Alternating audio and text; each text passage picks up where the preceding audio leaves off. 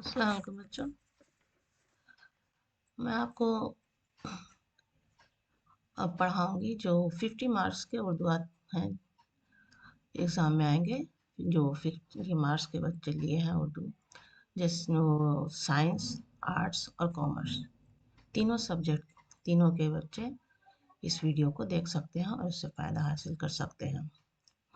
इसमें मैं आपको मारूजी सवालात, जो ऑब्जेक्टिव क्वेश्चन है, और फिर मुख्तसर सवालात, शॉर्ट आंसर और तवील सवालात, लॉन्ग आंसर टाइप के क्वेश्चन आंसर पूरा बताऊंगी और साथ में ग्रामर भी आपको बताऊंगी। इंशाल्लाह आपको इस वीडियो से बहुत फ़ायदा होगा। आप वीडियो को अच्छी तरह देखें और अपने दोस्तों में ज़्यादा से ज़्यादा शेयर करने की कोशिश करें ताकि अगले लोग भी इससे फ़ायदा हासिल कर सकें। सबसे पहले है किस्सा आज़ाद बख्श का। किस्सा आज़ाद बख्श का जिसे मीर उमर ने लिखी है। तो हम मीर उमर की शख्सियत के बारे में पहले हम पढ़ना शुरू करते हैं। बिस्मिल्लाहिर्रहमानिर्रहीम। यहाँ देखिए क्वेश्चन आंसर मैंने सीधा बताया है। जैसे क्वेश्चन आएगा आपको, मीर उमर की शख्सियत से अपनी वाकफियत का इजहार कीजिए। तो मीर उमर की शख्सियत के बारे में पहले हम पढ़ेंगे। उर्दू नसर की तारीख में मीर उमर की शख्सियत मोहताज तारुफ नहीं है, यानी वो इतने मशहूर है उर्दू नसर में। तस्करा निगार उनको उर्दू नसर का मुआर्रिस कहते हैं। आमतौर से मीर उमर दहलवी के नाम से मशहूर है। मीर उमर दहलवी के नाम से मशहूर है, लेकिन उनका असल नाम क्या है? मीर अमान। मीर अमान इनका नाम है, लेकिन वो मीर उमर दहलवी के नाम से मशहूर है। और अमन ये तखल्लुस रखते थे, इनका तखल्लुस में उमन है। दिल्ली के बाशिंदा, यानी दिल्ली के रहने वाले, बाशिंदा कहते हैं रहने वाले, दिल्ली के बाशिंदा थे जहाँ उनकी खानदानी जागीर भी थी। अहमद शाह अब्दाली ने जब दिल्ली पर हमला किया तो अफरा तफरी मच गई। अफरा तफरी के आलम में पटना चले आए। तो मीर उमर वहाँ दिल्ली के बाशिंदा थे, वहीं रहते थे, उनके ख़ानदानी जागीर, ख़ानदानी लोग भी वहीं थे। लेकिन जब अहमद शाह अब्दाली ने दिल्ली पर हमला किया तो ये पटना चले आए। यहाँ कुछ दिन क़याम करने के बाद तलाश माश में कोलकाता चले गए। कुछ दिन यहाँ रहे पटना में और फिर रोज़ी रोज़गार की तलाश में ये कोलकाता चले गए। वहाँ मीर बहादुर अली वहाँ मीर बहादुर अली हुसैनी के ज़रिए डॉक्टर जॉन गिलक्रिस्ट से मुलाकात हुई, जो फोर्ट विलियम कॉलेज को कोलकाता के ज़िम्मेदार आला थे। और कोलकाता में इनकी मुलाकात हुई डॉक्टर जॉन गिलक्रिस्ट से। 1801 ईस्वी में डॉक्टर गिलक्रिस्ट ने मीर अमन को फ़ारसी क़िस्सा चहार दरवेश के उर्दू तर्जुमा का काम सौंपा, जो अमीर खुसरो से मंसूब है। 1801 ईस्वी में, सन को याद रखें, 1801 ईस्वी में डॉक्टर जॉन गिलक्रिस्ट ने मीर अमन को फ़ारसी का एक क़िस्सा है चहार दरवेश, उसमें 4 दरवेश की कहानी है, उसे फ़ारसी में उर्दू में ट्रांसलेट करने का काम सौंपा। गरचे इससे कबल मीर अता हुसैन तहसीन ने इस किताब का तर्जुमा नौ तर्ज मरस्सा के नाम से किया था। हालांकि इससे पहले मीर अता हुसैन तहसीन ने इस किताब का तर्जुमा किया नौ तर्ज मरस्सा के नाम से, लेकिन उन्वान के मुताबिक इस तर्जुमे की ज़बान भी मरस्सा नसर में थी, यानी आम लोगों की समझ से बाहर थी, इस तरह से की उसकी ज़बान थी, उर्दू ऐसी लिखी हुई थी, इसलिए आसान और आम फहम ज़बान में तर्जुमा की फरमाइश की गई। फरमाइश हुई लोगों की कि इसका ट्रांसलेट, क़िस्सा चहार दरवेश का ट्रांसलेट, उसका तर्जुमा आम इंसान यानी आम ज़बान में किया जाए ताकि लोग उसे पढ़ने में दिलचस्पी भी लें, आम इंसान भी पढ़ सकें। इसलिए मीर उमर ने क़िस्सा चहार दरवेश का नहायत दिलकश, सादा और रवां इसलूब बयान में तर्जुमा किया। इसलिए मीर उमर ने जब क़िस्सा चहार दरवेश का तर्जुमा किया तो बहुत दिलकश अंदाज में और सादा अल्फाज तरीक़ा भी इस्तेमाल किया और इसका नाम रखा बाग़ बहार। क़िस्सा चहार दरवेश का नाम बाग़ बहार रखा। इस किताब में मीर उमर ने दिल्ली की तहज़ीब व माशरत की तस्वीर कशी, बहुत फ़नकारी اور خوبصورتی کے ساتھ کی ہے۔ قصہ چاند باغ بہار میں دلی کی تہذیب، وہاں کے معاشرے کی تصویر کشی بہت اچھے سے، بہت خوبصورتی سے کی ہے، جس میں 18ویں صدی کی دلی کو بخوبی دیکھا اور سمجھا جا سکتا ہے۔ اور اس میں 18ویں صدی کی دلی کا تصویر بخوبی دیکھ سکتے ہیں ہم لوگ۔ صنف کے لحاظ سے باغ و بہار کو داستان کے زمرے میں رکھا جاتا ہے، جو اردو نثر کی تاریخ میں سنگ میل کی حیثیت رکھتی ہے اور اپنے عہد کے سماجی زندگی کی ایک مکمل دستاویز ہے۔ باغ و بہار کو داستان کہا جاتا ہے اور یہ اردو نثر میں اس کی اہمیت ایک سنگ میل کی حیثیت رکھ سکتی ہے، جسے اس اپنے عہد کے 18ویں صدی کے سماجی زندگی کا ایک مکمل دستاویز بھی کہا جا سکتا ہے۔ تب ہم یہاں قصہ آزاد بخش کا خلاصہ ہم بتائیں گے، ٹھیک ہے؟ قصہ مختصر طور پہ یہاں خلاصہ کے طور پہ بتا رہے ہیں۔ قصہ آزاد بخش میر عمر دہلوی کی مشہور داستان باغ و بہار سے ماخوذ ہے۔ قصہ یوں ہے، یعنی قصہ اس کا یہ ہے کہ روم کا ایک شہر جس کا نام قسطنطنیہ میں، جسے آج استنبول کہتے ہیں، آزاد بخت نام کا ایک مشہور بادشاہ تھا۔ آزاد بخش کی شخصیت میں بہت سی خوبیوں کے علاوہ نوشیروان جیسی عدالت اور حاتم طائی جیسی سخاوت کی خوبیاں بھی پائی تھیں۔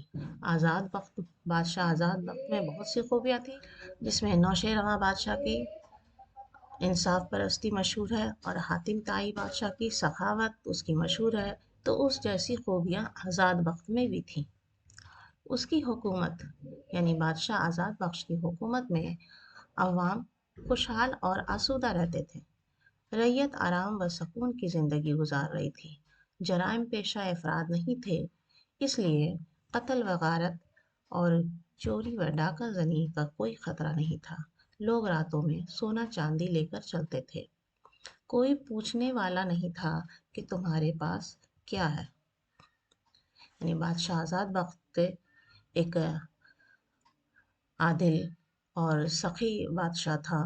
اس کی حکومت میں وہاں کے لوگ عوام بہت خوشحال اور آرام کی زندگی بسر کر رہے تھے۔ کوئی وہاں پر جرم نہیں ہوتا تھا، نہ قتل، نہ چوری، نہ ڈاکہ زنی، کسی طرح کا کسی کو کوئی خطرہ نہیں تھا۔ لوگ آرام سے رہتے تھے، رات میں آنا جانا بھی آرام سے کرتے تھے، کوئی چوری ڈاکہ زنی نہیں ہوتا تھا، کوئی ان سے کچھ پوچھنے والا نہیں رہتا تھا۔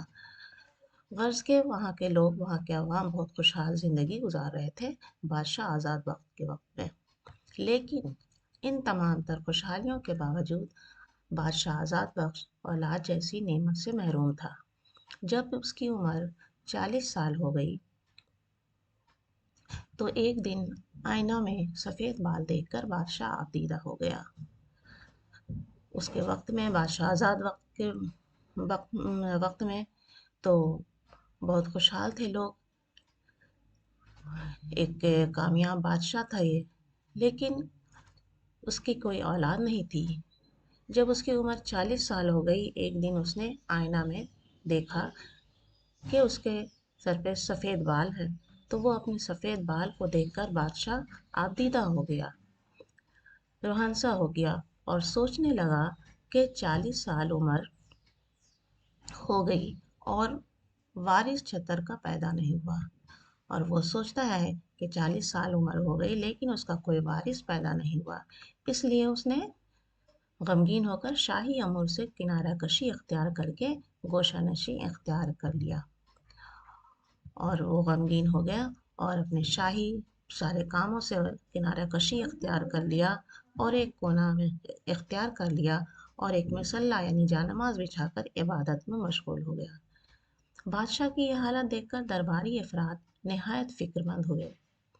جب دربار کے افراد لوگوں نے بادشاہ کی یہ حالت دیکھے کہ وہ اپنے کام میں کوئی دلچسپی نہیں لے رہے اور ایک کونے میں گوشہ نشینی اختیار کر کے مصلی بچھائے خدا کی عبادت میں مشغول ہو گئے ہیں، तो वो लोग नहायत फिक्रमंद हुए और सलाह व मशवरा आपस में करने लगे। बादशाह की गोशानशीनी की वजह से मुफसिदों ने सर उठाया और चारों तरफ बदअमनी फैल गई। और जब बादशाह एक कोना इख्तियार कर लिया तो वहाँ पर जितने फासिल लोग थे सब उनके खिलाफ हो गए और बुराइयां फैलने लगी, बदअमनी फैलने लगी, कहीं पर चैन सुकून नहीं था। आखिरकार हुकूमत के वजीर आजम खुर्दमंद की ये खिदमात हासिल की गई। आखिर उसके बाद जब वहाँ इतनी बदअमनी फैलने लगी तो वहाँ दरबार के कुछ अफराद ने उसके वजीर आजम खुर्दमंद की खिदमत हासिल की, उनकी खिदमत में गए और खुर्दमंद बादशाह के सामने हाजिर हुआ। उन्हें उनसे बातें की गई और वो बादशाह के सबके राय मशवरे के बाद वो बादशाह की खिदमत में हाजिर होता है और बादशाह आज़ाद बख्श से अर्ज़ किया कि मुल्क को मुफसिदों और फितना परवरों से बचाने के लिए आपको गोशा नशीनी छोड़कर बाहर आना चाहिए और खुदाए ताला से औलाद के लिए करना चाहिए।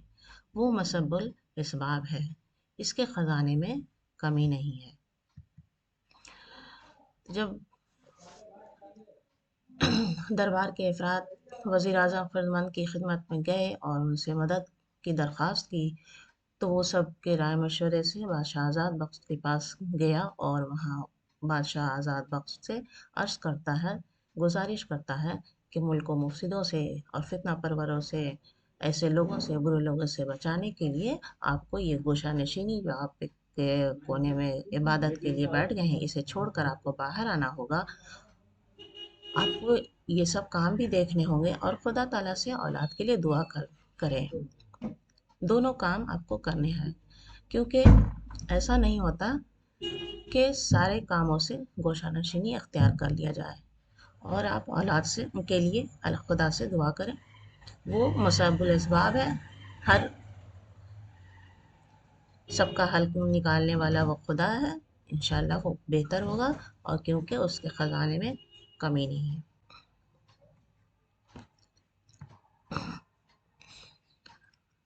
अब यहाँ मुसन्निफ़ के बारे में पढ़ाया, उससे क्वेश्चन भी पूछे जाते हैं।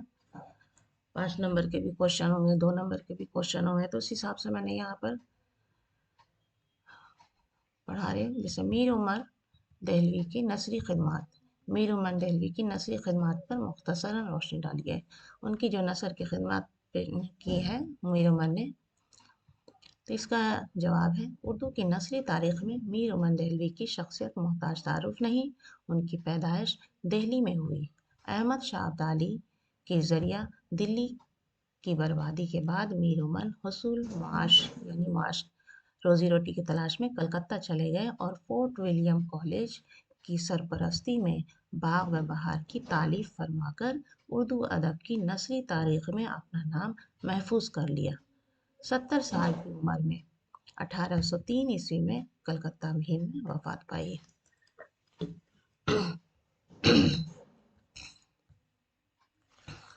बादशाह आज़ाद बख्श, सवाल है बादशाह आज़ाद बख्श की ज़ाती खसूसियात क्या थीं?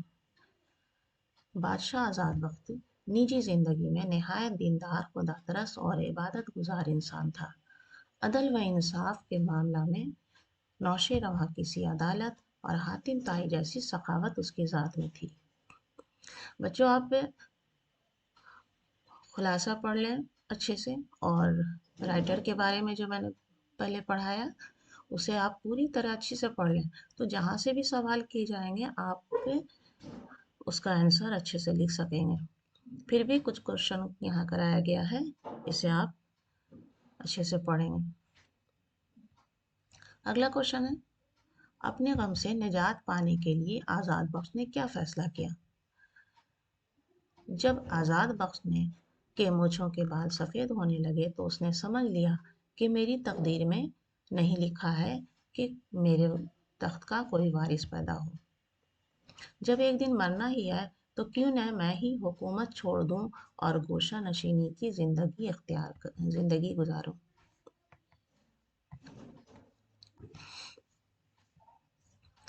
آزاد بخش کے گوشہ نشین ہو جانے آزاد بخش کے گوشہ نشین ہو جانے کے بعد ملک کی حالت کیسی ہو گئی؟ آزاد بخش روم کا بادشاہ تھا، اس کا پایا تخت قسطنطنیہ تھا، یعنی وہ قسطنطنیہ کا بادشاہ تھا جس کو آج کی تاریخ میں استنبول کہتے ہیں، جو موجودہ ترکی کا پایا تخت ہے۔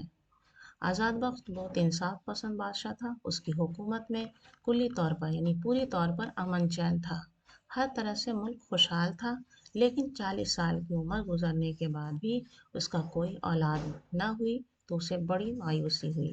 اسی کیفیت میں وہ حکومت کا کام کاج چھوڑ کر گوشہ نشین ہو گیا، اور جب 40 سال کی عمر ہو گئی کوئی اولاد نہیں ہوئی تو وہ بہت مایوس ہوا اور پھر وہ حکومت کا سارا کام چھوڑ کر ایک گوشہ نشینی اختیار کر لیتا ہے۔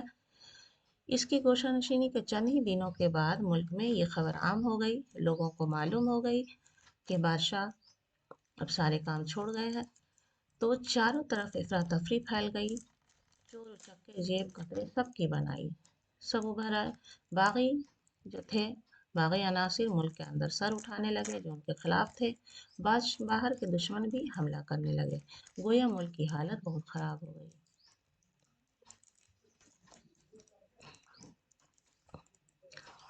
باغ و بہار کی ادبی خوبیوں پر روشنی ڈالیے۔ باغ و بہار کی جو ادبی خوبیاں ہیں اس کے بارے میں لکھنا ہے۔ باغ و بہار مشہور اردو نثر نگار میرومن دہلوی کی تصنیف ہے۔ یہ میرومن دہلوی نے لکھی ہے۔ یہ کتاب میرومن کی توازات نہیں ہے، ان کی لکھی ہوئی نہیں ہے، بلکہ امیر خسرو کی فارسی داستان چہار درویش کا اردو ترجمہ ہے۔ امیر خسرو کی فارسی داستان ہے جو چہار درویش، جس میں 4 درویش کی کہانی ہے، اس کا اردو ترجمہ ہے۔ باغ و بہار 1801 عیسوی میں لکھی گئی۔ یہ اردو نثر کی پہلی کتاب ہے۔ اردو نثر کی جب شروعات ہوئی اس کی پہلی کتاب باغ و بہار ہے جو 1801 عیسوی میں لکھی گئی۔ بچوں اس سن کو یاد رکھیں کہ باغ و بہار کب لکھی گئی؟ 1801 عیسوی میں، جسے جان گل کرائسٹ نے میرومن کو یہ کام سونپا تھا، جس کی زبان نہایت دلکش، صاف اور سادہ ہے۔ اس کے واقعات نہایت دلچسپ ہیں۔ اس کتاب کی سب سے بڑی خوبی یہ ہے کہ آج 2 صدیاں گزر جانے کے بعد بھی اس کی عبارت لائق توجہ ہے۔ آج اتنا وقت گزر جانے کے بعد بھی باغ و بہار اپنی کی مقبولیت میں کوئی کمی نہیں آئی ہے۔ باغ و بہار کی مقبولیت کے کئی وجوہات ہیں، جس کے کئی وجہ ہیں۔ اس کی مقبولیت کی اس کی عبارت صاف، رواں اور سلیس ہے، بالکل آسان اور صاف الفاظ میں لکھی گئی ہے۔ اس میں عام بول چال کی زبان کو اختیار کیا گیا ہے۔ بادشاہ آزاد بخت کو چاروں فقیروں کے بارے میں کیسے علم ہوا؟ بادشاہ آزاد بخش نے جب اولاد کی محرومی سے مایوس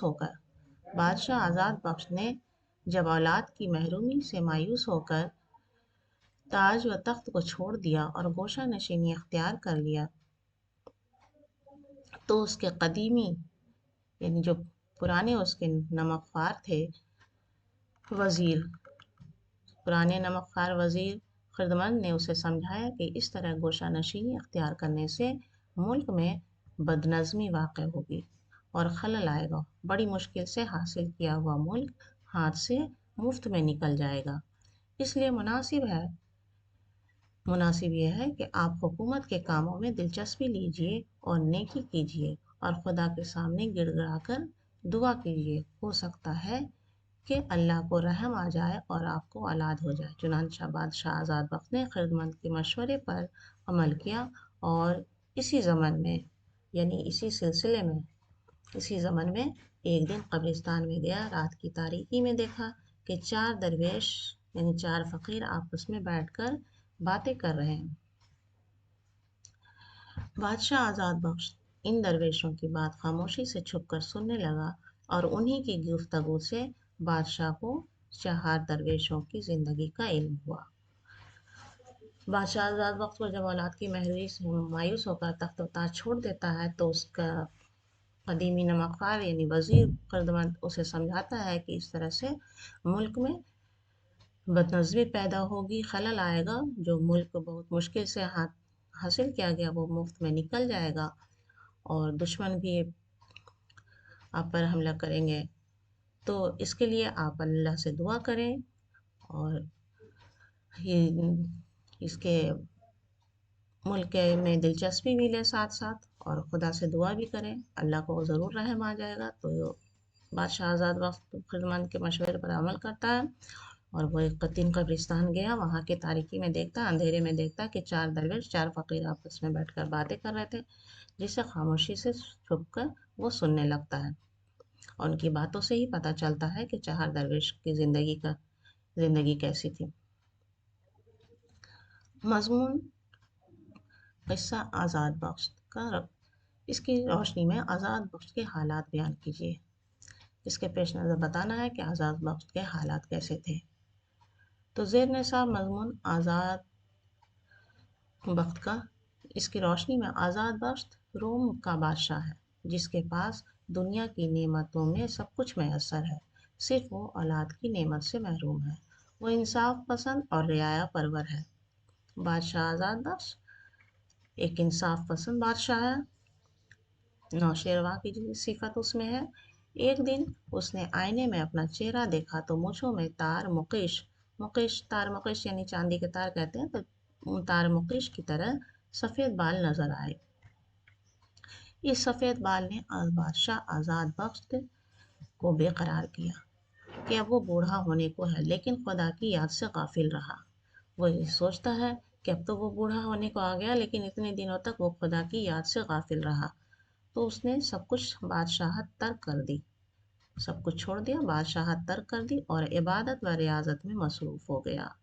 اسے احساس ہوا کہ وہ تو سارا وقت خدا کی یاد، ساری عمر خدا کی یاد سے غافل رہا ہے، تو اس نے اپنی بادشاہت چھوڑ دی اور عبادت میں مصروف ہو گیا، اور اس کو اپنا دنیاوی مستقبل تاریک نظر آنے لگا، اس لیے وہ آخرت کو سنوارنے کی فکر کرنے لگا۔ سوال ہے بادشاہ آزاد بخش کے کردار پر روشنی ڈالیے۔ میرومن دہلوی کے مطابق آزاد بخش قدیم روم کا بادشاہ تھا، اور قسطنطنیہ جسے اب استنبول کہا جاتا ہے اس کی راجدھانی تھی، یعنی پایا تخت کہتے ہیں، راجدھانی تھی۔ اس کی حکومت میں بڑی خوشحالی تھی، رعیت بھی آباد تھی، اور غریب غربا بھی امن و سکون کی زندگی گزارتے تھے۔ اس کے وقت میں سب سکون کی زندگی گزارتے تھے، جس کا لازمی نتیجہ تھا کہ مملکت کے اندر کہیں چوری ڈکیتی نہیں ہوتی تھی۔ آزاد وقت کی حکومت میں تو امن چین تھا، لیکن آزاد وقت کی ذات میں چین نہیں تھا، کیونکہ کوئی اولاد اس کی نہیں تھی، کیونکہ فرزند جو کہ انسانی زندگی کا پھل ہے اس کی قسمت کے باغ میں نہیں تھا۔ اسی بے چینی کی حالت میں آزاد بخش نے حکومت سے ہاتھ کھینچ لیا اور گوشہ نشینی کی زندگی گزارنے لگا۔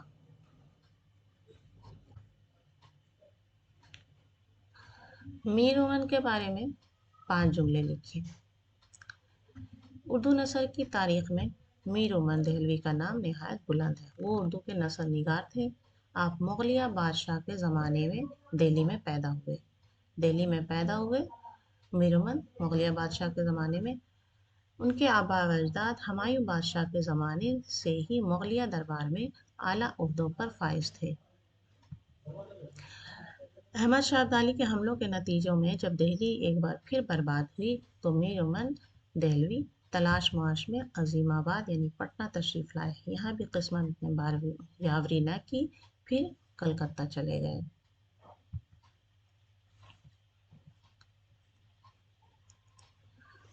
اب کچھ آبجیکٹیو کوشچن، معرضی سوالات یہاں ہے۔ آزاد بخش کے وزیر کا کیا نام تھا؟ جواب ہے سی، آزاد بخش کے وزیر کا نام خردمان تھا۔ ان میں سے کون سی تصنیف میرومن کی ہے؟ زبان گویا، باغ و بہار، امید کی خوشی، بنت بہادر۔ جواب ہوں گے بی، باغ و بہار۔ باغ و بہار کے مصنف کون ہیں؟ یعنی اس کا لکھنے والے باغ و بہار کے مصنف مولانا آزاد، میرومن، رجب علی بیگ، ان میں سے کوئی نہیں۔ بچوں، باغ و بہار کے مصنف بہت سے بچے امیر خسرو لکھ دیتے ہیں۔ یہ یاد رکھیں کہ باغ و بہار اردو میں ترجمہ کر کے میرومن نے لکھی، اس لیے इसका आंसर लिखेंगे मीर उमर। 40 साल की उम्र में बादशाह को क्या महसूस हुआ? बादशाह को पीरी का एहसास हुआ, बुढ़ापे का एहसास हुआ कि उसका वो अब बुढ़ापे के वक्त आ गया, लेकिन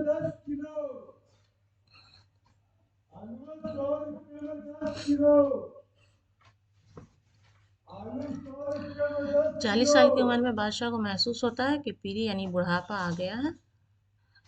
किस्सा आज़ाद बख्श। किस्सा आज़ाद बख्श का किस नस्ली सिनफ से ताल्लुक़ है? दास्तान, नावल, अफसाना, सवाने। तो इसका आंसर होगा दास्तान। ये दास्तान है। बाग़ व बहार के अलावा मीर उमर की दूसरी किताब, बाग़ व बहार के अलावा मीर उमर की दूसरी किताब का नाम है गंज ख़ूबी। बाग़ व बहार की तसनीफ़ का ताल्लुक़ किस अदारे से है? बाग़ व बहार की तसनीफ़ का ताल्लुक़ फोर्ट विलियम कॉलेज से है, जो कोलकाता में। फोर्ट विलियम कॉलेज कहाँ कायम हुआ? फोर्ट विलियम कॉलेज कोलकाता में हुआ। ये कॉलेज कोलकाता में है। बादशाह आज़ाद बख्श की ज़ात में किस तरह की अदालत पाई जाती थी? बादशाह आज़ाद बख्श की ज़ात में नौशेरवां की तरह अदालत पाई जाती थी। चार दरवेश का एक और तर्जुमा किसने किया था? चार दरवेश का एक और तर्जुमा अता हुसैन तहसीन ने किया था। बाग़ व बहार किस किताब का तर्जुमा है? बाग़ व बहार किस्सा चार दरवेश का तर्जुमा है। किस्सा आज़ाद बख्श। किस्सा आज़ाद बख्श के मुसन्निफ़ कौन है? किस्सा आज़ाद बख्श के मुसन्निफ़ मीर उमर दहलवी है। आज़ाद बख्श कहाँ का बादशाह था? आज़ाद बख्श रोम का बादशाह था। आज़ाद बख्श का किस्सा किस किताब से माखूज़ है? आज़ाद बख्श का किस्सा बाग़ व बहार से माखूज़ है। किस्सा चार दरवेश किस ज़बान में है? किस्सा चार दरवेश फ़ारसी ज़बान में है।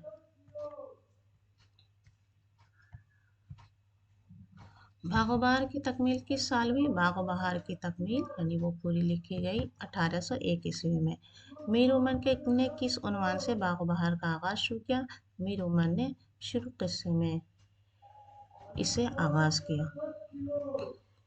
आज़ाद बख्श ने आईने में क्या देखा? आज़ाद बख्श ने आईने में मुझों में सफ़ेद बाल देखा। नौ तर्ज मरस्सा के मुसन्निफ़ कौन है? अता हुसैन तहसीन। इन्होंने किस्सा चार दरवेश का उर्दू में तर्जुमा किया था। आज़ाद बख्श किस दास्तान का किरदार है? आज़ाद बख्श बाग़ व बहार का दास्तान का किरदार। रोम को मौजूदा दौर में क्या कहा जाता है? रोम को मौजूदा दौर में टर्की कहा जाता है। तो बच्चों, ये किस्सा आज़ाद बख्श का इसका मारूजी सवालात, मुख्तसर सवालात और तवील सवालात सभी इसमें कराए गए हैं। ये 50 मार्क्स के उर्दू आते हैं और ये साइंस, आर्ट्स, कॉमर्स सभी बच्चों के लिए ये होते हैं। तो इंशाल्लाह बच्चों, आप लोगों को इससे ज़रूर मदद हासिल होगी। इंशाल्लाह अगली वीडियो में आपसे मुलाकात होगी। तब तक के लिए अल्लाह हाफ़िज़।